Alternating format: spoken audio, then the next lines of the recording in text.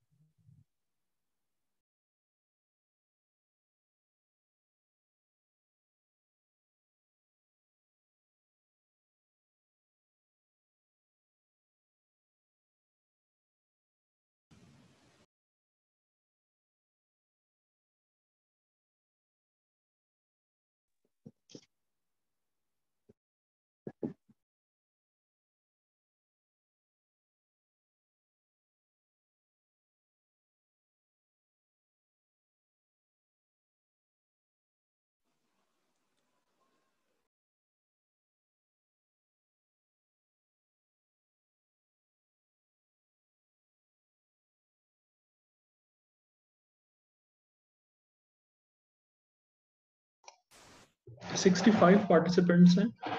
I think we can start, or I'll start Yes, with sir, we can something, start. then more people will join because we also have limited time slot as well. Yes, sir. अब start करें. Okay. चलो, बिस्मिल्लाहिर्रहमानिर्रहीम. अस्सलाम वालेकुम बच्चों, कैसे हो आप सब? ये मैंने जितने भी लेक्चर दिए हैं मैंने क्लास में सामने खड़े होकर दिए हैं, और मेरे लिए ये बहुत मुश्किल है जब आपको फीडबैक नहीं नजर आ रही होती, जब आपको पीछे ऊँगता हुआ बच्चा नहीं नजर आ रहा होता, जब आपको लड़के जो है वो एक दूसरे को उंगली देते नहीं नजर आ रहे होते, तो आपको समझ नहीं आती कि मेरा लेक्चर कहाँ जाएगा और किधर को जा रहा है, और मैंने इसको किस तरह कंट्रोल करना है, और मैंने कहाँ पे खड़े होना है, और मैंने किसको देखना है और क्या करना है. तो ये थोड़ा सा इसलिए आज से ट्रिकी है, लेकिन हम कोशिश करेंगे कि हम मैसेज को फॉलो थ्रू करें. तो बेसिकली जो मेरा ख्याल है, हम 25-30 मिनट की एक ये स्लॉट है जिसमें मैं बेसिकली एक सेशन दे रहा हूँ, मेरे क्या ख्यालात हैं फॉरेन और फर्दर स्टडीज के बारे में आफ्टर ग्रेजुएशन, अंडर ग्रेजुएशन, और कैसे उसको टैकल करना है और कैसे उसको लेके चलना है. और then I have specific questions from the audience, और फिर नेक्स्ट वाली स्लॉट में हम उसको कवर कर रहे होंगे और हम उस पर डिस्कस करेंगे. तो that will be more specific, this will be a story which will be more general. तो बिस्मिल्लाहिर्रहमानिर्रहीम. मैं फैसल हूँ, और जो है वो मैंने अपना बैचलर्स किया था मैकेनिकल इंजीनियरिंग में यूटेक्सला से. फिर उसके फौरन बाद मैंने वहाँ से मास्टर्स किया था, और उसके बाद थोड़ा सा इंडस्ट्री में घूमने के बाद मैंने वापस वहाँ पे लेक्चरशिप की 2.5 years. और फिर मैंने रियलाइज किया कि this is what I really want to do, और I want to continue doing this. लेकिन अच्छा पढ़ाने के लिए अच्छा पढ़ना ज़रूरी है. तो फिर हम आला तालीम हासिल करने बाहर आ गए, और आज कल हम आला तालीम हासिल कर रहे हैं. तो ये कुछ मेरा बैकग्राउंड है. और इसके साथ हुआ ये कि जब मैं वहाँ पे यूटेक्सला में बैचलर्स कर रहा था, तो कुछ मेरे सीनियर्स थे जिनको मैंने देखा, पोस्ट ग्रेजुएट स्टडीज में जाते हुए या ग्रेजुएट स्टडीज में और पोस्ट ग्रेजुएट स्टडीज में जाते हुए। और उसके बाद फिर जब मैं खुद मास्टर्स कर रहा था तो फिर मेरे बहुत सारे कुलीग्स थे, और उसके बाद हमारे जूनियर्स थे, और उसके बाद जब मैं वहां पे पढ़ा रहा था तो फिर kind of we were supervising students who were studying. Or then so basically when we are doing this we follow up a story na ke I graduated from UT Excella in 2012, or you start following stories 1 or 2 years earlier, or now it is 2020. तो तकरीबन 9 साल 10 साल कोई भी बच्चा जो एक step ले रहा है, जो एक डिसीजन ले रहा है, आप 10 साल उसकी स्टोरी को फॉलो करते हो, साथ अपनी स्टोरी को देखते हो, and you keenly see कि what were the decisions of the people and how they are influencing their lives, and are they happy or are they not happy, or are they satisfied or are they not satisfied, who went abroad, who stayed in Pakistan, who did what job, who did where, और फिर what is the situation now. तो I feel के ये एक वो state है कि I am not super old, I can relate to students a bit, but also I have some experience के आई कैन गाइड देम कि ये करोगे तो इसके कुछ इस तरह के रिजल्ट्स होते हैं, ऐसे करो तो इसके कुछ इस तरह के रिजल्ट्स होते हैं, and in that capacity I am here. मतलब मेरा कोई हरफे आखर नहीं है, मैं कोई हदीस नहीं कह रहा, लेकिन बेस्ड ऑन सम एक्सपीरियंसेस मेरी कुछ सजेशंस हैं जो मैं शेयर करना चाहता हूँ, and that is why I am here. So I'm happy to be here, and let's start with a basic question. क्योंकि हम यहाँ पे ग्रेजुएट और पोस्ट ग्रेजुएट स्टडीज की बात कर रहे हैं, तो I will give you a minute or 30 seconds to write down that why you want to do masters. Just one liner or just a few words, a few keywords. Why do you want to do masters?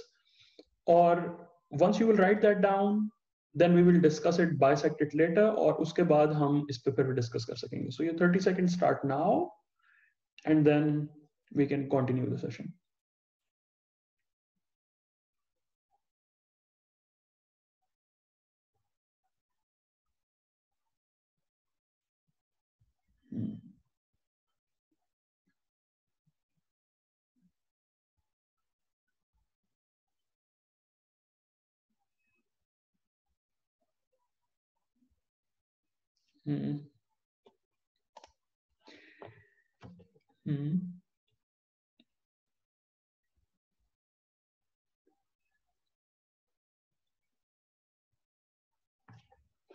There are 72 people participating, और मेरे पास 4 response हैं.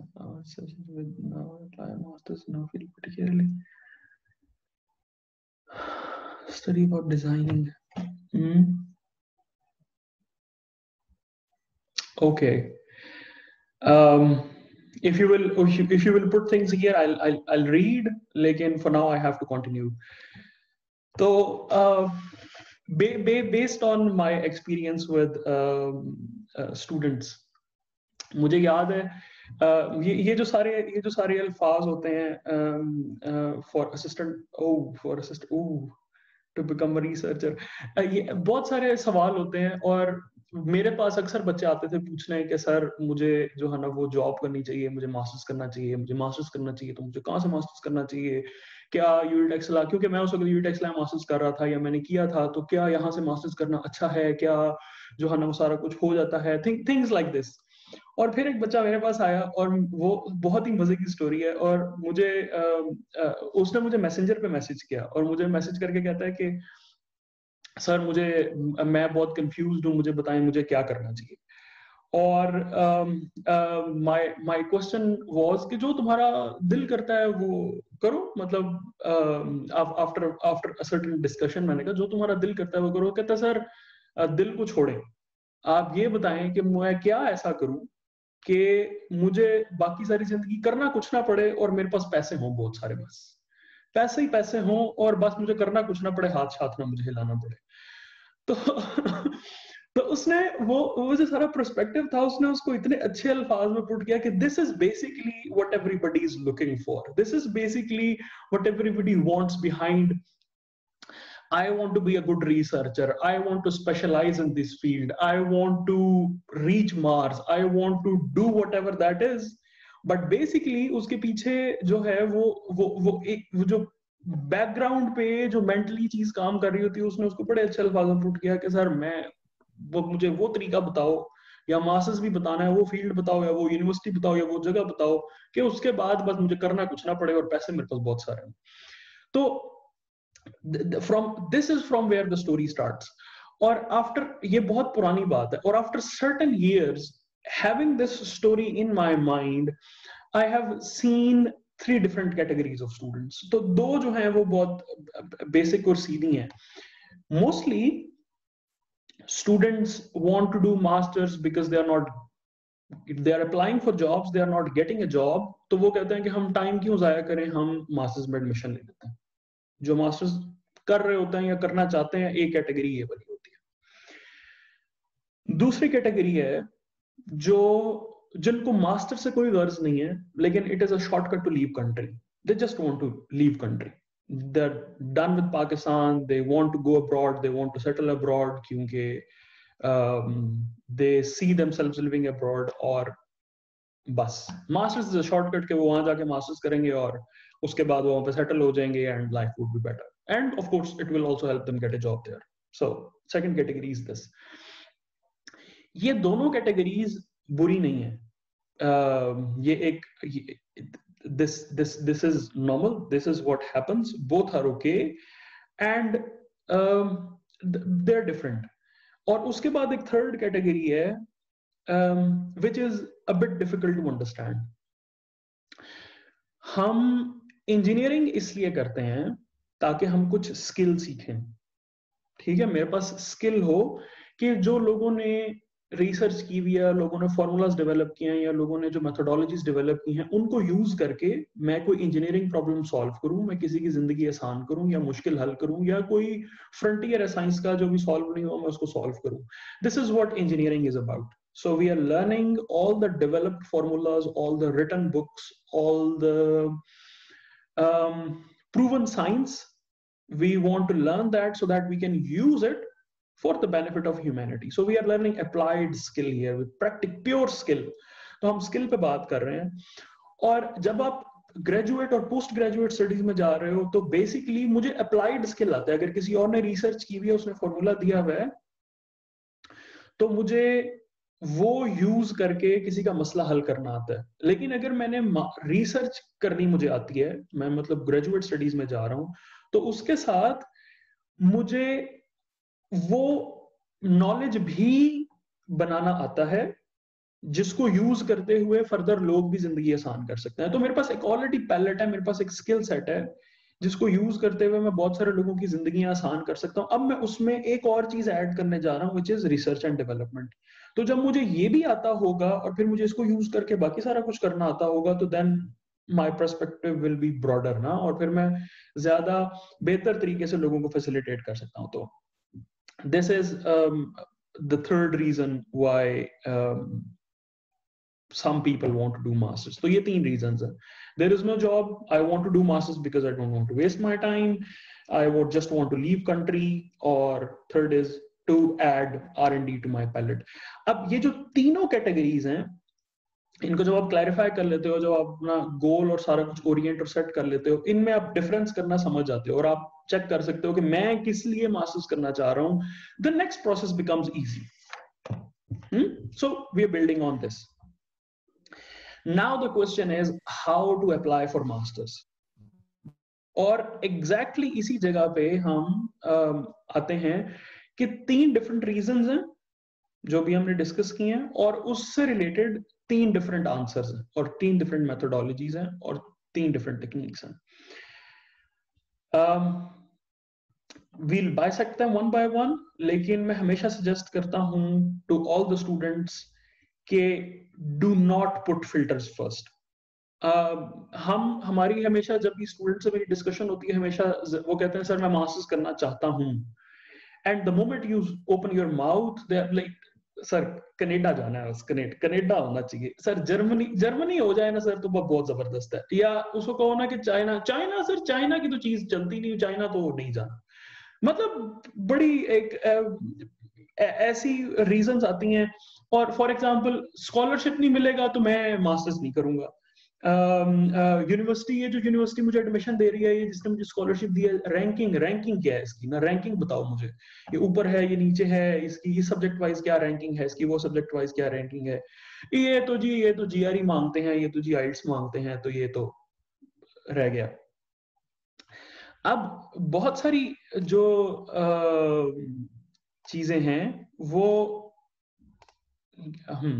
तो जो बहुत सारी ये जो इसमें ये जो फिल्टर्स हैं, आई कॉल देम फिल्टर्स, कि जी पाकिस्तान में तो मास्टर्स करना ही नहीं, पाकिस्तान से बाहर ही जाना है, मैंने तो जी चाइना से तो मास्टर्स मैंने नहीं करना, ये नहीं करना, वो नहीं करना, things like this, you put filters, क्योंकि बैकग्राउंड में आपका जो पीछे वो मोटिव था दैट वाज समथिंग एल्स, और the thing which I am suggesting और we are looking for does not fit into your palette, and that is why you are rejecting it. तो मैं हमेशा ये कहता हूं कि do not start with putting filters on, start with filters off.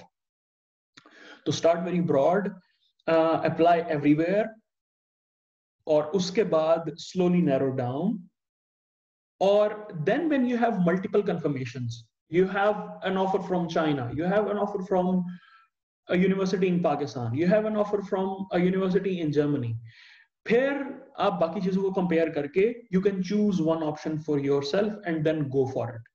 It requires a lot of energy, it requires a lot of effort कि मैं जी दुनिया की सारी अपॉर्चुनिटीज पे अप्लाई कर रहा हूँ और फिर मैं उसमें से एक रिजल्ट निकाल रहा हूँ, इट इज क्वाइट डिफिकल्ट। तो इसलिए हम जो है वो बाइसेक्ट करना चाहते हैं कि किस चीज को क्या कर। For example it is important, अगर मुझे जॉब नहीं मिल रही और मैंने सिर्फ टाइम फिल करने के लिए मास्टर्स करना है, then it does not matter कि मैं पाकिस्तान में कर रहा हूँ या मैं पाकिस्तान से बाहर कर रहा हूँ, मैं चाइना में कर रहा हूँ या मैं कोरिया में कर रहा हूँ या मैं जर्मनी में कर रहा हूँ या मैं कहीं भी कर रहा हूँ। अगर मैंने बाहर सेटल होना है तो then I should choose a country which is good for settling abroad, जिनके इमिग्रेशन लॉज ऐसे हैं कि जो इमिग्रेंट्स को बाद में एक्सेप्ट करते हैं, जो बाद में मुझे नेशनलिटी देते हैं। Then I will not choose China, then I will not choose Saudi Arabia, then I will not choose South Korea, a certain country which does not allow immigrants to settle there. They can come, they can work, they can live, they can study, but eventually they have to go back. Here, I will choose other countries which are open for immigration, for example, certain countries in Europe, for example, Australia, for example, Canada, yeah, things like this. So then my filter is on the other countries or things like this. और उसके बाद एक third category है which is about doing good work and learning and improving your skills. And for that, it does not matter where you are doing your masters. What matters is what organization that is, what group that is, वो किस चीज पे काम कर रहा है, उसका subject of interest क्या है, और उसमें किस तरह के लोग काम कर रहे हैं, उनके रिसर्च एथिक्स कैसे हैं। तो फिर जब आप शॉर्ट लिस्टिंग कर रहे हो तो आप इस क्राइटेरिया पे कर रहे हो कि जहां मैं जा रहा हूँ वहां पे सिखाने वाले लोग मुझे अच्छे हैं। नाउ ऑलवेज रिमेंबर कि कभी भी आपको बहुत रेयर होगा कि एक ही जगह पे आपको ये सारी की सारी चीजें मिलें। Always there will be some gap somewhere and you will have to choose one thing over another। और वो डिसीजन क्राइटेरिया आपका क्या है, वो डिसीजन क्राइटेरिया आपका क्या है, वो डिसीजन क्राइटेरिया हमेशा यही है कि मैंने मेरा पर्पस ऑफ डूइंग मास्टर्स क्या है। तो you have to define that first and then it slowly rolls down. The comment is, sir, but quality of education, हाँ, we will come to that in the question answer session। जब हम वो करेंगे तो फिर हम डिस्कस करेंगे कि what is the quality of education। अब हम यहाँ पे एक और डिस्कशन इसमें साथ डिबेट में ऐड करते हैं कि what are the scholarship and funding opportunities, why they are given for masters। अब ये एक बहुत ही वाइड क्वेश्चन है कि मास्टर्स की फंडिंग अपॉर्चुनिटीज क्या हैं और वो क्यों दी जाती हैं। मोस्टली बहुत सारे मुल्क हैं जिनमें मैन पावर कम है और वो टेक्नोलॉजिकली ज्यादा एडवांस्ड है, या किसी सर्टेन एरिया में मैन पावर कम है। For example if I talk about Germany, तो इनके पास आईटी में और कंप्यूटर साइंस में इनके पास लोग कम है एंड पोटेंशियल ग्रो करने का बहुत ज्यादा है। तो what they are doing is they are relaxing their laws in that field के आईटी के लोग ज्यादा जर्मनी में आ सकें, उसको हम फंडिंग भी ज्यादा देंगे, उसके हम इमिग्रेशन लॉज भी लूज करेंगे, उस पर हम डायरेक्ट जॉब भी हायर करेंगे rather than after doing masters, ताकि लोग आ सकें और उसमें इन्फ्यूज कर सकें और हमें काम करने के लिए लोग मिलें ये हमारी रिसर्च ग्रो करे जल्दी से, और ये विन विन सिचुएशन है, लोगों का भी भला हो। अब इस केस में मास्टर्स के स्कॉलरशिप बहुत टारगेटेड होंगे, टू स्पेसिफिक ऑडियंस होंगे, और इस तरह चलेगा। इसी तरह बहुत सारी मुल्कों में मास्टर्स के स्कॉलरशिप दिए जाते हैं to create diversity, for example to invite girls, for example to invite minorities, for example to invite ethnic groups to a certain country, क्योंकि उनके लॉज और उनकी वो चीजें इस तरह की हैं। दे आर ऑल्सो गिवन ताकि हमारी रिसर्च ग्रो कर सके। हमारे पास करने वाले काम बहुत ज्यादा हैं। हमने कंट्री को इन 10 years और 20 years टाइम हमने उसको इस लेवल पे लेके जाना है। तो इसके अंदर हम पैसा डाल रहे हैं लेकिन करने वाले लोग नहीं है, तो we can hire more people quickly so they can work, and eventually we will have this data. We don't care about the people who will be here, we will see what we can do later, but हमें ये चीज चाहिए। तो उसके लिए for now we are giving in scholarships and funds। तो ये masters के, and they are always tied with certain things के अगर आपने यहाँ आना है तो फिर आपको इस प्रोजेक्ट पे काम करना पड़ेगा, या आपको ये करना पड़ेगा, या उसके बाद आपको ये सर्व करना पड़ेगा, या थिंग्स लाइक दिस। इनके अपने एडवांटेजेस और डिसएडवांटेजेस हैं, लेकिन इसके साथ एक और ऑप्शन आती है which is सेल्फ सपोर्ट। बहुत सारी कंट्रीज हैं जो डेवलप्ड कंट्रीज हैं, उसमें स्कॉलरशिप, मास्टर्स के लिए स्कॉलरशिप बहुत कम मिलते हैं, क्योंकि वो इतना थोड़ा काम है कि उसके लिए वो स्कॉलरशिप नहीं देते। They hire people for bigger projects and they do everything. Masters के लिए they usually hire local people, क्योंकि उनको यहाँ पे जॉब्स क्रिएट करनी होती हैं, which I experience here mostly। Germany में बहुत कम लोगों के पास मास्टर्स के स्कॉलरशिप हैं। Usually they are self supporting, क्योंकि यहाँ पे पार्ट टाइम जॉब्स बहुत ज्यादा हैं और दे पे वेल, और उसके साथ they can support themselves with studies. और इसमें basically you are not getting anything from your home, you're not paying anything to the university, you are just doing jobs and supporting yourself and your studies, and that is enough। और बहुत सारी जगहों पे आई know कि scholarship इतना होता है कि you hardly can meet both ends meet, और उसके बाद you do not have savings और anything. Again it depends on what you want to do. तो let's revise the reasons for doing masters, okay? Or they were ke I have no job, I just want to do masters. Then you will also want to do some savings, then you will also want to do some or you will want to kill time. Then it is okay that you're doing masters in Pakistan or outside Pakistan. Then if you are getting highly paid or low paid, whatever you're getting, और उसके बाद जो है ना वो मतलब फिर you can also support yourself. Then the next thing is I want to leave country. और उस केस में for example when you cannot go to Saudi Arabia, when you cannot go to China, who offer a lot of scholarships to Pakistanis, but they do not want Pakistanis to live in their countries forever, you can move to other countries, for example many countries in Europe. लेकिन उसके साथ you do not get scholarship, but you have to support yourself. It is not a bad option, but you can do it. So you can couple this with the other option. और उसके बाद जो है वो if you're looking specifically for R&D, then it does not matter where, as I already said, then it does not matter where you are, then the criteria is completely different.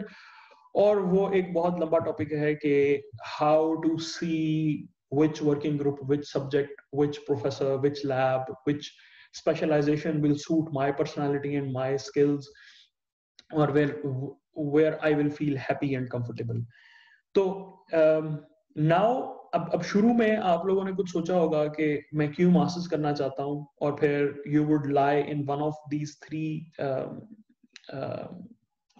cases, और उसके बाद now after this debate and after this discussion you will have a certain idea कि where do I lie, or what do I have to do to move in a certain direction, which filters do I have to apply on myself. और मैं फिर वही repeat करूँगा कि initially just be very open to everything, just accept everything, and को रस्सी से बांध के नहीं ले जाता अगर आपको वो admission letter देता है, तो apply everywhere. When you have confirmations from 3-4 places and you're confused कि ये भी बहुत अच्छी है, ये भी बहुत अच्छी है, और अब मुझे दोनों अच्छी में से कौन से वाली चूज करनी है, then you should have a debate के what should I do, rather than before submitting a first application you are saying कि मुझे MS के लिए कहाँ जाना चाहिए. This is ये दो different चीजें हैं, और usually फिर वहां से चीज शुरू होती है, and it slowly trickles down, which I do not think is a good idea. तो दिस इज माय सजेशन. अब द नेक्स्ट थिंग इज के get all the documents ready and just apply and apply. लेकिन जब मैं कहता हूँ all the documents, तो what is meant by all the documents? तो all the documents mean कि जो है वो जो यूनिवर्सिटी की एडमिशन रिक्वायरमेंट के लिए चाहिए, ठीक है. Unfortunately, every program, every scholarship, every opportunity will have different set of documents required, and you will only know that when you will apply. इसका कोई क्लियर कट फॉर्मूला नहीं है. मैं यहाँ पे कोई लिस्ट नहीं दे सकता कि ये डॉक्यूमेंट आपके एक फोल्डर में पड़े हो तो आप दुनिया की हर यूनिवर्सिटी में अप्लाई कर सकते हो, और ये लेटर लिखा हो या ये सीवी बनी हो तो आप हर जगह पे अप्लाई कर सकते हो. It is not the case, unfortunately.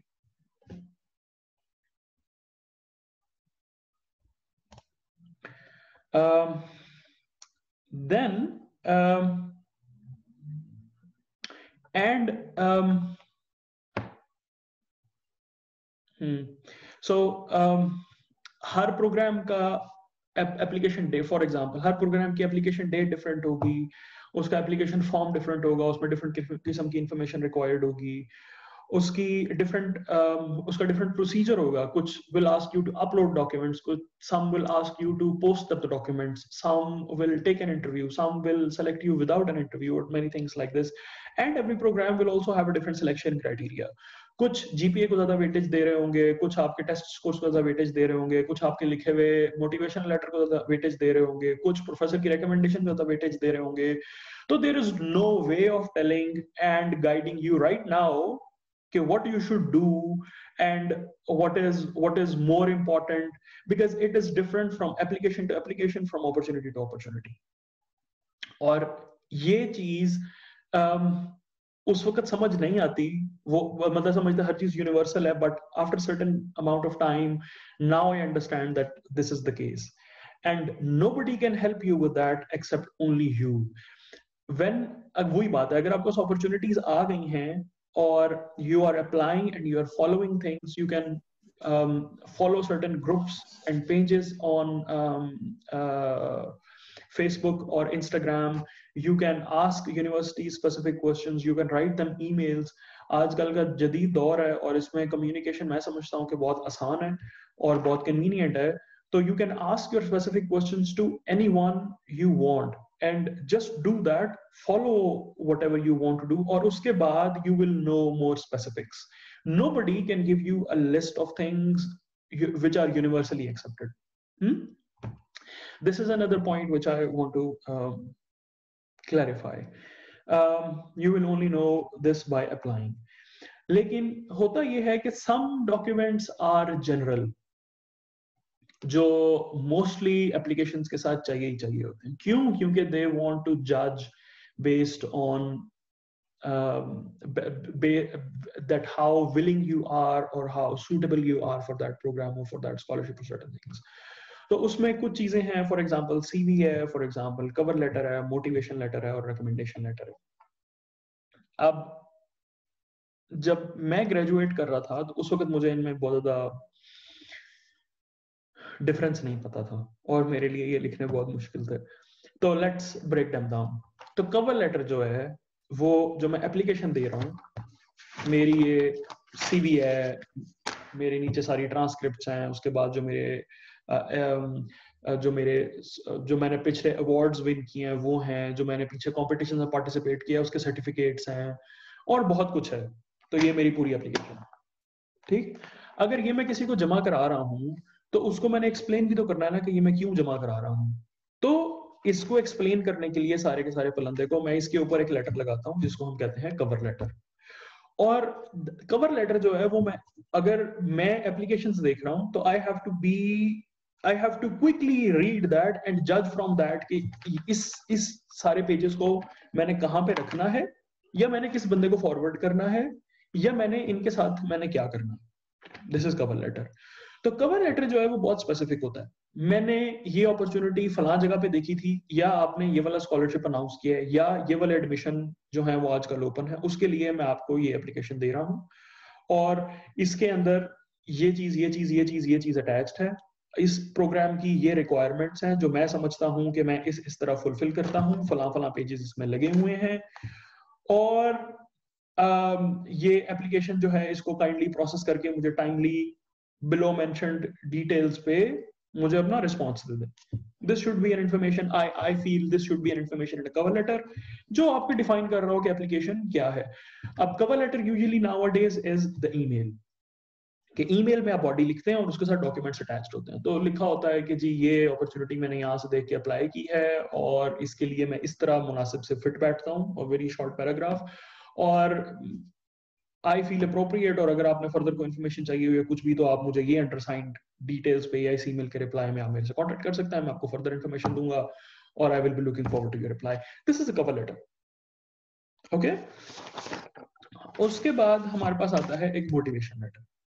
अब cover letter, motivation letter is very different thing. Motivation letter basically is कि एक प्रोग्राम है और उसके एडवांटेजेस क्या हैं, तो what motivates me to participate in this programme, और मैं क्या करना चाहूंगा कि मैं वहां उस मोटिवेशन लेटर में वो एक एज कॉम्पैक्ट एज पॉसिबल होना चाहिए, और उसमें मैं एक्सप्लेन करना चाहूंगा कि why do I feel that I am suitable for this program? और उसमें मैं अपनी सारी पर्सनालिटी को, वो चीजें जो डॉक्यूमेंट्स में लिखी हुई हैं लेकिन वो डिटेल्ड है, सीवी में मेरी सारी चीजें लिखी हुई हैं, यूजुअली यहाँ पे वही चीजें होंगी, लेकिन they will have a different touch. They will connect my personality with the program or requirements of the program and the advantages what I will gain after the program. So they will connect me with that, and and in this letter I am able to show a certain person or a certain company कि मेरे क्या motives हैं, मैं क्यों अपने आप को appropriate और फिट समझता हूँ इस प्रोग्राम के लिए, इस अपॉर्चुनिटी के लिए। So this is a motivation letter. और उसके बाद very important is reference letter और रिकमेंडेशन लेटर। अब ये क्या चीज होती है? फॉर एग्जाम्पल मेरे पास एक प्रोजेक्ट है और मैंने वो प्रोजेक्ट ऑनलाइन किसी वेबसाइट पे पोस्ट किया, मैंने लिंक्डइन पे पोस्ट किया है कि मेरे पास ये एक अपॉर्चुनिटी है जिसमें ये एक प्रोजेक्ट है जिसपे मैं ये काम किसी बच्चे से या किसी भी बंदे से करवाना चाह रहा हूँ, और उसके लिए मैं बंदे को हायर करना चाह रहा हूँ, या मैं उसको स्कॉलरशिप अपॉर्चुनिटी देना चाह रहा हूँ फॉर 2 years। अब आई हैव अ प्रोजेक्ट जिसकी एक लिमिटेड डेडलाइन है, जिसके ऊपर मैंने किसी को हायर करना है, वो प्रोजेक्ट इज माय रिस्पॉन्सिबिलिटी। मैंने उसके ऊपर जब किसी को हायर करना है तो आई एम रिस्पॉन्सिबल कि उसके रिजल्ट्स ठीक आने चाहिए, टाइमली इंडस्ट्री को या रिसर्च ऑर्गेनाइजेशन जो भी पार्टनर जिसने भी सपोर्ट किया या गवर्नमेंट है उसको टाइमली मिलने चाहिए, और उसके लिए मैं रिस्पॉन्सिबल हूँ, और मैंने ये एक जॉब पोस्ट की है। अब उस पे मैं उस बंदे को हायर करना चाहूंगा जिससे मुझे पूरी उम्मीद हो कि वो ये काम कर लेगा, लेकिन how will I, if I have not met someone in person, how will I know कि वो वाकई ही इस काबिल होगा जो उसने मुझे सीवी दी है, जो उसने मुझे मोटिवेशन लेटर दिया है, जो उसने कवर लेटर में लिख के कहा है कि जी मैं इस अपॉर्चुनिटी के लिए बिल्कुल तैयार हूं और रेडी हूं। मुझे कैसे पता चलेगा कि वो वाकई वहां पे सच लिख रहा है?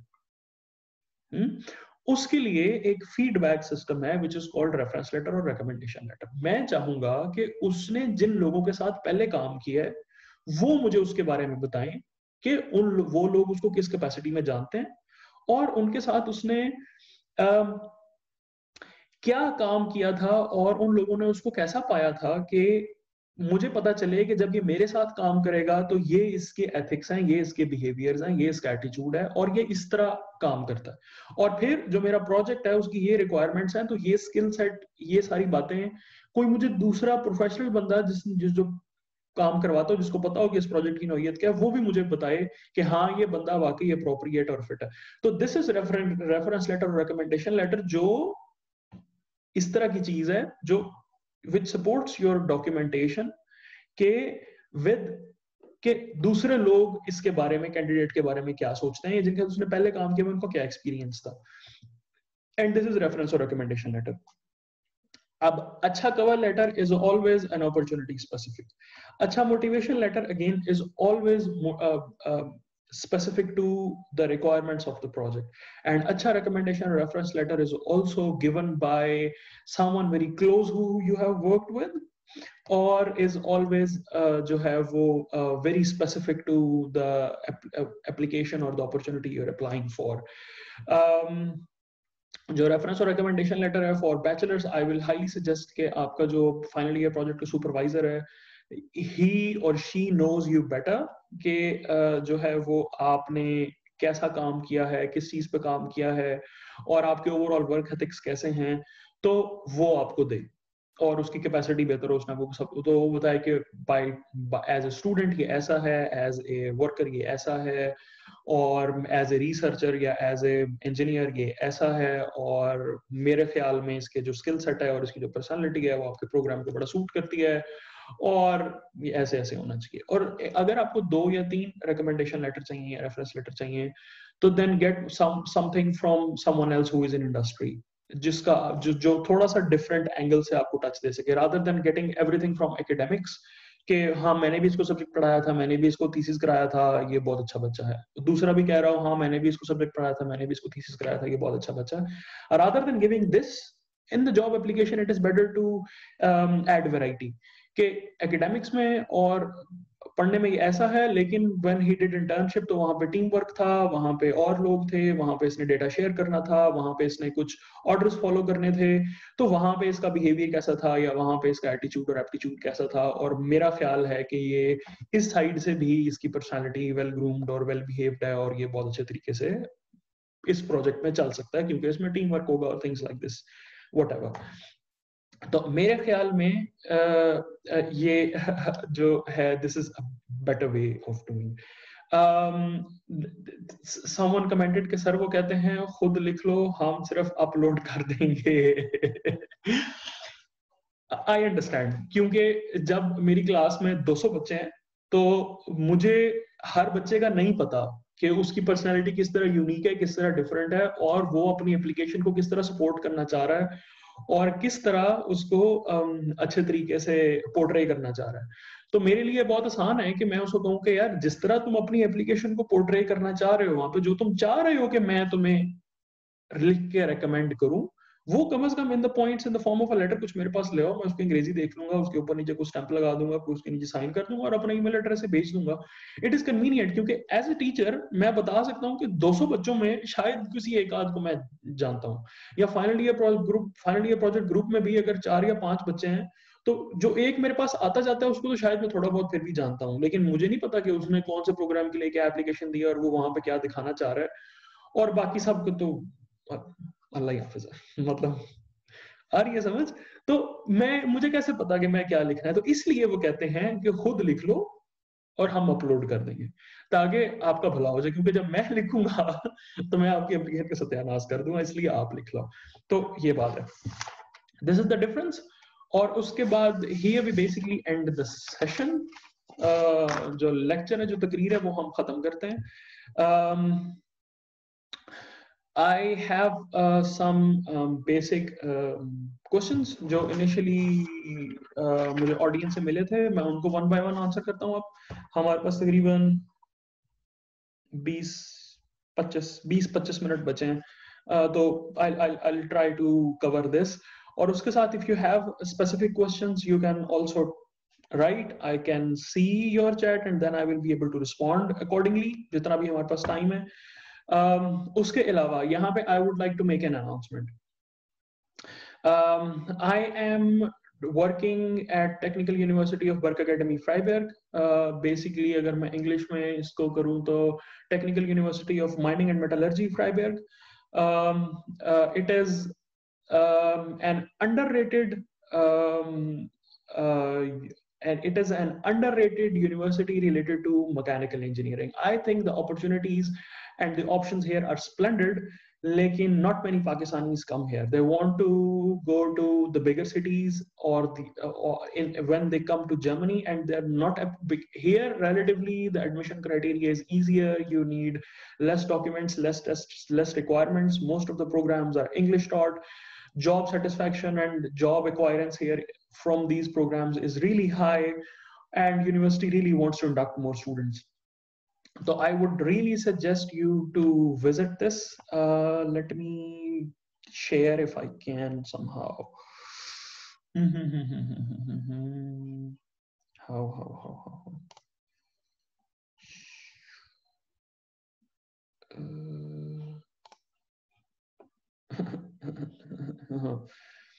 Start screen sharing, and I want to share this. So this is our institute's Facebook page. If you would want to like it and follow it, I would be really happy. यहाँ पे हम अपने institute की news और सारा कुछ post कर रहे होते हैं. This is our institute's Instagram page. This is where we handle our social media. और हमारे इंस्टीट्यूट में as I said German taught programmes हैं और इंग्लिश टॉट प्रोग्राम्स हैं which you can always ask questions about. और उसके बाद we have our university home page which is technical university of Bergakademie Freiberg. Do look at this website. There are different programs given here. There are many different English taught programs especially for mechanical engineers. और उसके बाद with very interesting opportunities. और उसके बाद the program which we recently started is Masters in Metallic Materials Technology or another one. So there are two programs which we started in English, or I find them really cool, or they are very specific to the job market here. जिसके लिए उन्होंने ये start किया है क्योंकि उनको इस तरह की स्पेशलाइजेशन और इस तरह के स्किल्स वाले लोग मार्केट में चाहिए, but they are not being enough produced in Germany right now. So that is why they or I will suggest these programs as well. So if you are selecting Germany, if you are applying in Germany, do have this option as well. And then if you get admission here and somewhere else, then you can choose between them. Or uske baad, and the advantage here is I don't know about everything else, but I know something about my institute and something about our university. And if you will need some specifics or some help, I can also do that as well. So this is an offer from me. उसके बाद हम अब आ जाते हैं, इसको हम कर देते हैं स्टॉप शेयरिंग पे, और अब हम आ जाते हैं अपने क्वेश्चंस पे. Let's start from here. Process of application. As I said, तो मैं वो दोबारा वही कहूंगा. As I said, it is different from application to application, from opportunity to opportunity. You will only know this when you will go to the website, you will read all the details and everything and instructions, and you will follow them, and only then you will know if what you have to do. Or uske saath, if you have some questions, there is always an email or a contact number given. KG, if you have any questions, do write them. There is always a team behind that. They will respond to you. They will answer your questions.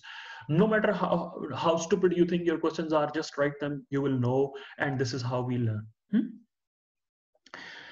What are when the dates are announced and preparation time? Again, different for everything. How to hunt scholarships by Google, or by following different Facebook pages or groups, or by आजकल वो एक term use होती है, और by following them. So you will know कि पिछले साल इसकी डेडलाइन ये थी, तो इस साल भी इसकी डेडलाइन इसके आसपास ही होगी. This is how you know कि उनकी डेडलाइन इसकी. How can we bear our expenditures at our own? By doing part-time jobs. It depends from country to country. If somebody is working in some country, you can ask them कि वहाँ पे part-time job opportunities कैसी हैं, or can you support yourself, and only the people who are living there, who know the real conditions and about you, they will be able to tell you कि वहाँ पे कैसा है. यहाँ पे एक क्वेश्चन है कि जर्मनी जाने के लिए जर्मन सीखनी लाजमी नहीं है, लेकिन eventually you will have to learn if you want to live here for a longer period of time. How to apply for Germany scholarships. Which scholarships you want to apply for? It depends from masters to PhD.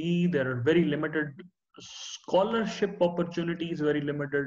Project related funds a little bit more. Like in Germany, mostly people are supporting themselves, so there are very less scholarships. specifically for masters, for mechanical engineers.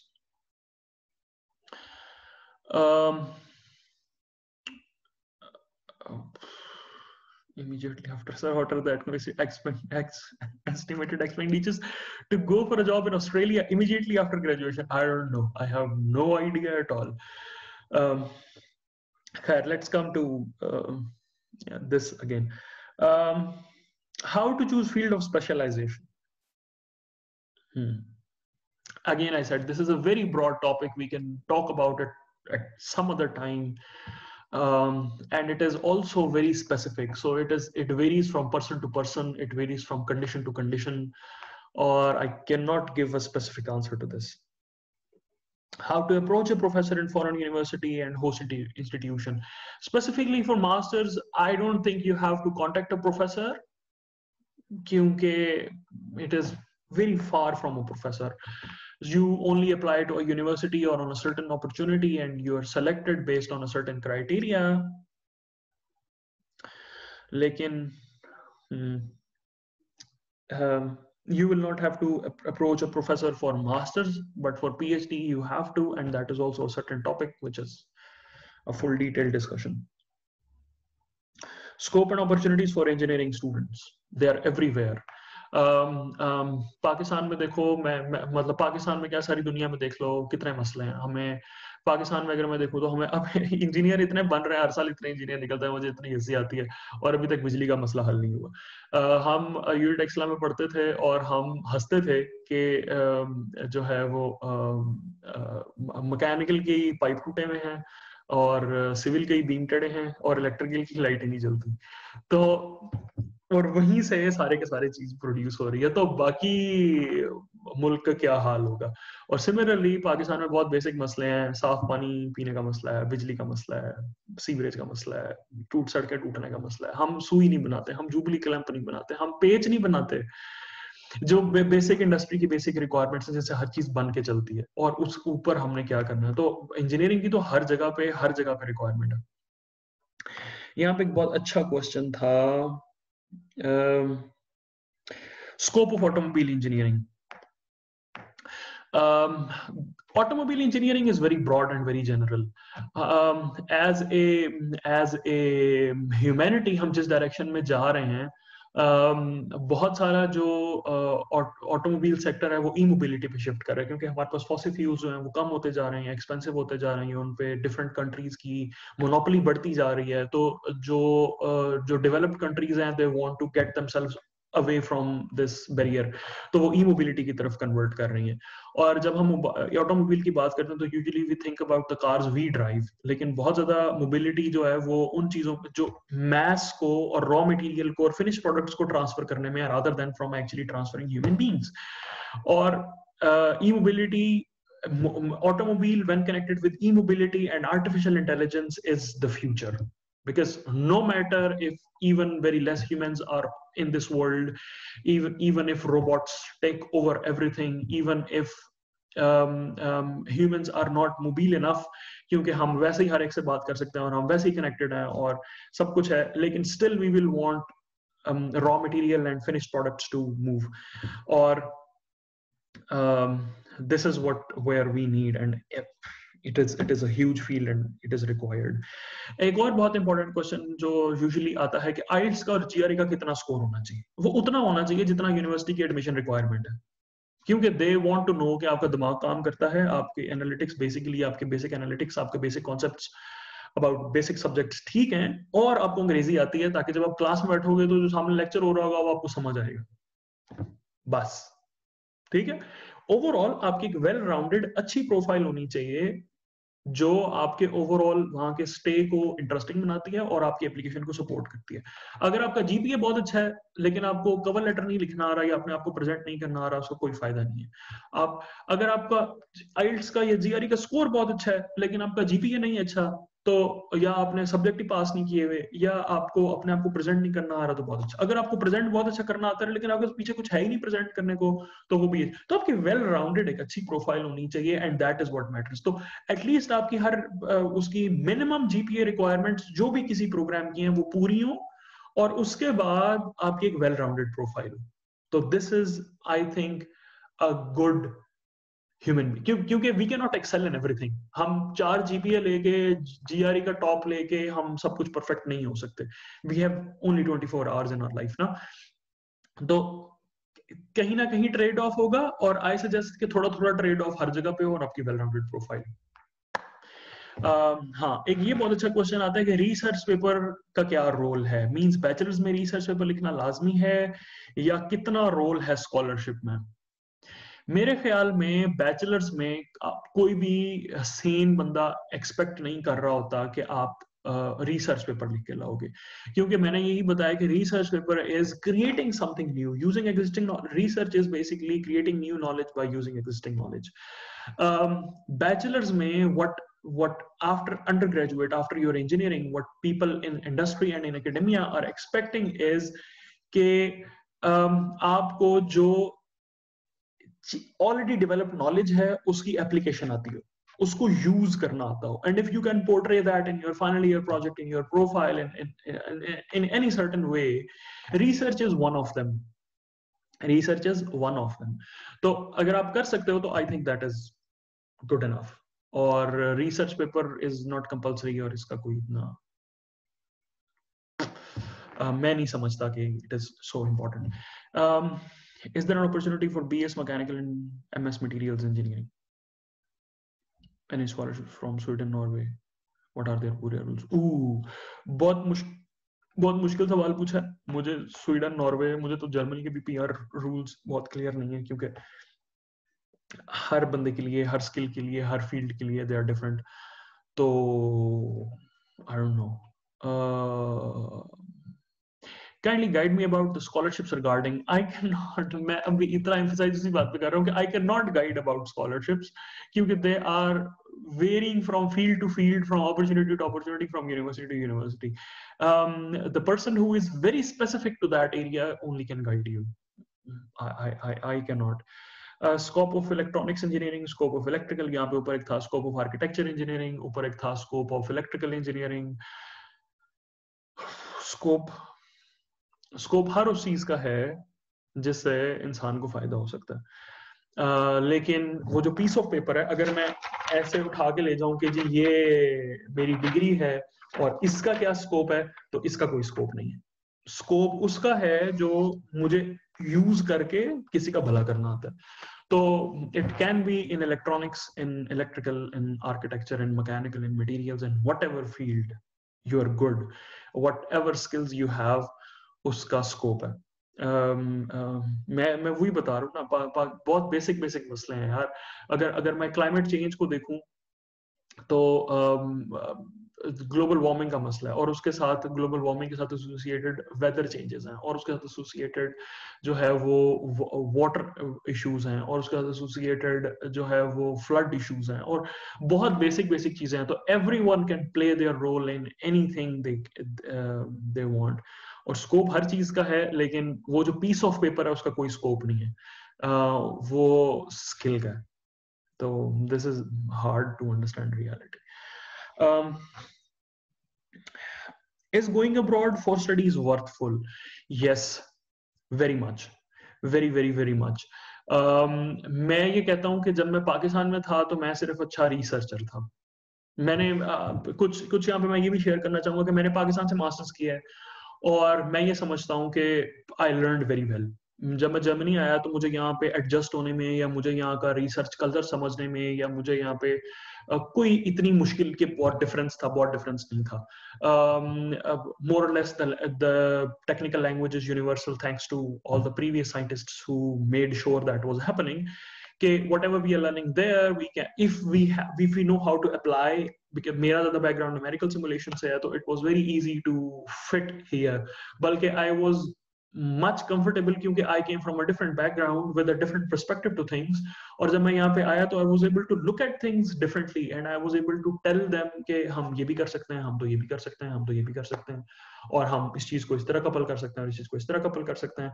And it was very advantages and very useful. जो यहाँ पे रह रहा है वो एक monotonous, वो एक एंगल से देख रहा है पिक्चर को, I was able to look at picture from another angle as well. तो प्लस बाय आके पढ़ने का बहुत फायदा है, क्योंकि पहले मैं समझता हूँ कि मैं सिर्फ अच्छा रिसर्चर था या एक अच्छा इंजीनियर था। अब मैं एक अच्छा कुक भी हूँ, एक अच्छा सफाई करने वाला भी हूँ, एक अच्छा कपड़े धोने वाला भी हूँ, एक अच्छा ट्रांसलेटर भी हूँ, एक अच्छा नाई भी हूँ। अब मैं बहुत कुछ अच्छा हूँ, और I am very proud of that. और ये वो स्किल्स हैं जो शायद मैं पाकिस्तान रहता तो मैं कभी ना सीखता, जो मैंने यहाँ आके सीखे। और I am really grateful to all this. उसके अलावा आपका जो मेंटल जो प्रोस्पेक्ट है, जो आपका लोगों को देखने का, और आपकी जो टॉलरेंस है वो बहुत बढ़ती है, क्योंकि you get to meet new people every day, you get to see a different culture from a very close point of view, और you get to understand different perspectives, different people.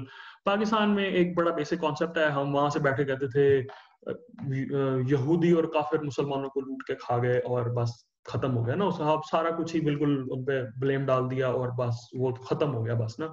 लेकिन यहाँ पे आके आपको नजर आता है कि व्हाट इज एक्चुअली हैपनिंग, और the story is very different.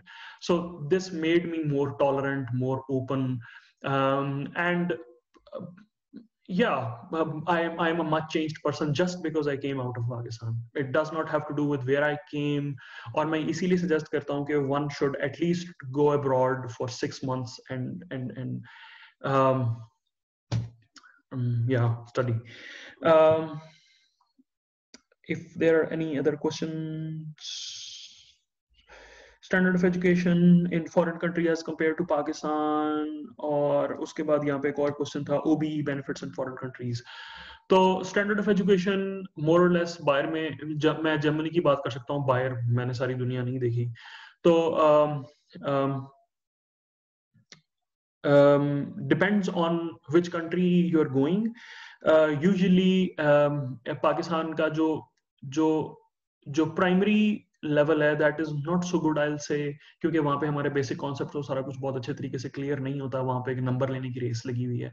लेकिन मैं एक पब्लिक यूनिवर्सिटी से पढ़ा हूँ, टेक्सला, और वहाँ के मैकेनिकल इंजीनियरिंग जो है, मैं समझता हूँ कि वहाँ पे कोई बड़े आइंस्टाइन नहीं बैठे जो पढ़ा रहे हैं, सारा कुछ कर रहे हैं।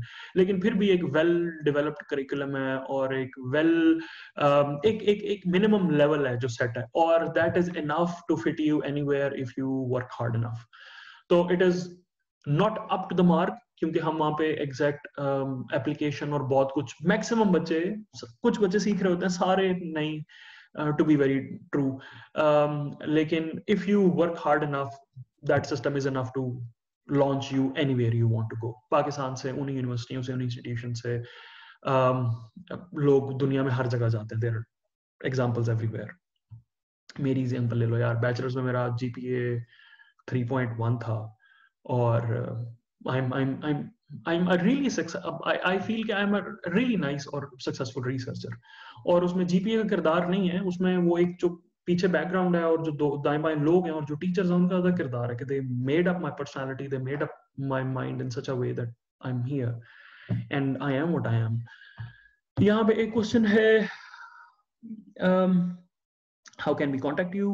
I want to share a screen. Yeah, so this one. Can you see that? You can follow me on Instagram. You can follow me on Facebook. You can follow me on ResearchGate. उसके अलावा जो मेरा email address है, which is non-commercial, कहाँ लिखना है यार, हाँ, तो you can take a screenshot of this, और उसके बाद I will come to chat. Our time is up, so I will quickly do that. My email address is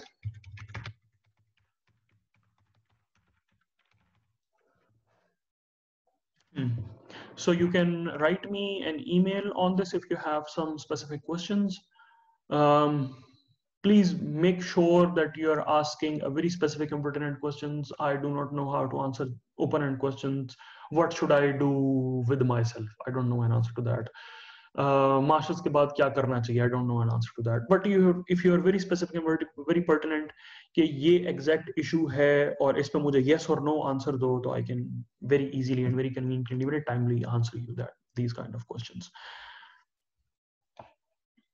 To everyone, I want to write it to everyone. Sorry.